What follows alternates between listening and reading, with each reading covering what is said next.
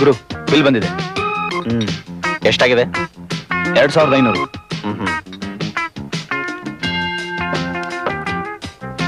ತಗೋ, ಇದ್ರಲ್ಲಿ 3000 ರೂಪಾಯಿ ಇದೆ. 500 ರೂಪಾಯಿ ಅವನಿಗೆ ಟಿಪ್ಸ್ ಕೊಡು. 500 ರೂಪಾಯಿ ಟಿಪ್ಸಾ? ನೋಡು ಫ್ರೆಂಡ್, ದುಡ್ಡಿರೋದು ಯಾತಕ್ಕೆ? ಮಜಾ ಮಾಡೋಕೆ. ನಾವು ಮಜಾ ಮಾಡ್ತಿದ್ದೀವಿ, ನಮ್ಮ ಹೆಸರಲ್ಲಿ ಅವನು ಮಜಾ ಮಾಡ್ಲಿ ಬಿಡು.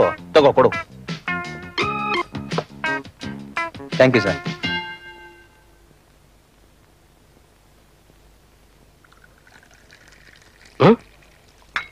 ಯಾಕೋ ಆನಂದ, ಅರ್ಧಂಬರ್ಧ ತಿಂದು ಕೈ ತೊಳೆದ್ಬಿಟ್ಟ? ಯಾಕೋ ಹಸುವಿಲ್ಲ ಡ್ಯಾಡಿ, ಹೆಚ್ಚಿಗೆ ತಿನ್ನೋಕಾಗ್ತಿಲ್ಲ. ತಿನ್ನೋಕಾಗಲ್ಲ ಅಂದ್ಮೇಲೆ ಯಾಕೆ ಹಾಕ್ಸ್ಕೋಬೇಕಾಯ್ತು? ಅಷ್ಟೊಂದು ಅನ್ನ ಹಾಳು ಮಾಡಿದ್ಯಲ್ಲ. ಅಕ್ಕಿ ಎಲ್ಲಿಂದ ಬರುತ್ತೆ, ಹೇಗೆ ಬರುತ್ತೆ? ಬೇಸಾಯ ಮಾಡಿ ಅಕ್ಕಿ ಬೆಳಿಬೇಕಾದ್ರೆ ಎಷ್ಟೊಂದು ಕಷ್ಟ ಇದೆ ಅಂತ ಗೊತ್ತಿದೆಯಾ ನಿನಗೆ? ಅಷ್ಟು ಗೊತ್ತಿಲ್ವಾ ನಂಗೆ? ಕಾಲೇಜಲ್ಲಿ ನಮ್ ಲೆಕ್ಚರರ್ಸ್ ಹೇಳ್ಕೊಟ್ಟಿದ್ದಾರೆ, ಅಕ್ಕಿ ಆಗೋದು ಭತ್ತದಿಂದ. ತೆಂಗಿನ ಮರದಲ್ಲಿ ತೆಂಗಿನಕಾಯಿ ಬಿಟ್ಟ ಹಾಗೆ ಭತ್ತದ ಮರದಲ್ಲಿ ಭತ್ತ ಬಿಡುತ್ತೆ. ಮರದಿಂದ ಭತ್ತ, ಭತ್ತದಿಂದ ಅಕ್ಕಿ. That's all. ನಾನ್ಸೆನ್ಸ್. ಸ್ವಲ್ಪನಾದ್ರೂ ಕಾಮನ್ ಸೆನ್ಸ್ ಇದೆಯಾ ನಿನಗೆ? ಏನಾದ್ರೂ ಕೇಳಿದ್ರೆ ಬಾಯಿ ಬಂದ ಹಾಗೆ ಬೊಗಳ್ತೀಯ.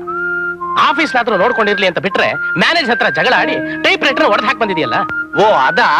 ಒಂದ್ ಅಕ್ಷರ ತಪ್ಪಾಗಿ ಟೈಪ್ ಮಾಡಿದ್ರು, ಕೋಪ ಬಂತು, ಹೊಡೆದು ಹಾಕ್ಬಿಟ್ಟೆ. ಅದ್ ತಪ್ಪಾ?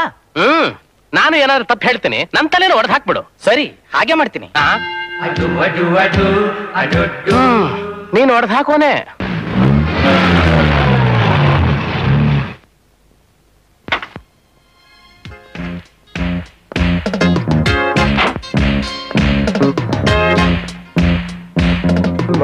ಮಾರ್ನಿಂಗ್.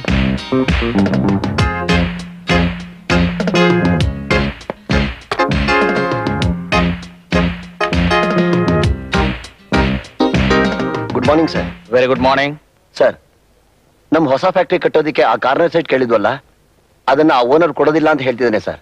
ಯಾಕೆ? ನಾವು ಅದನ್ನ 20 ಲಕ್ಷ ರೂಪಾಯಿ ಕೇಳಿದ್ವಿ, ಅದಕ್ಕೆ ಬೇರೆಯವರು ಯಾರೋ 25 ಲಕ್ಷ ರೂಪಾಯಿ ಕೊಡ್ತೀವಿ ಅಂತ ಹೇಳಿದಾರಂತೆ. ನೋಡ್ರಿ, ಅದಕ್ಕೆ 30 ಲಕ್ಷ ರೂಪಾಯಿ ಕೊಟ್ಟು ತಕ್ಷಣ ಆ ಸೈಟ್ ನಮ್ ಕಂಪನಿ ಹೆಸರಿಗೆ ಬರ್ಸ್ಬಿಡಿ.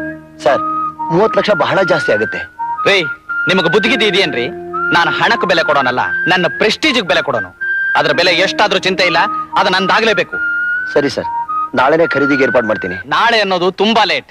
ಈಗ್ಲೇ ಈ ಕ್ಷಣನೇ ಅದನ್ನ ಪರ್ಚೇಸ್ ಮಾಡಿ. ಹೋಗಿ. Okay sir.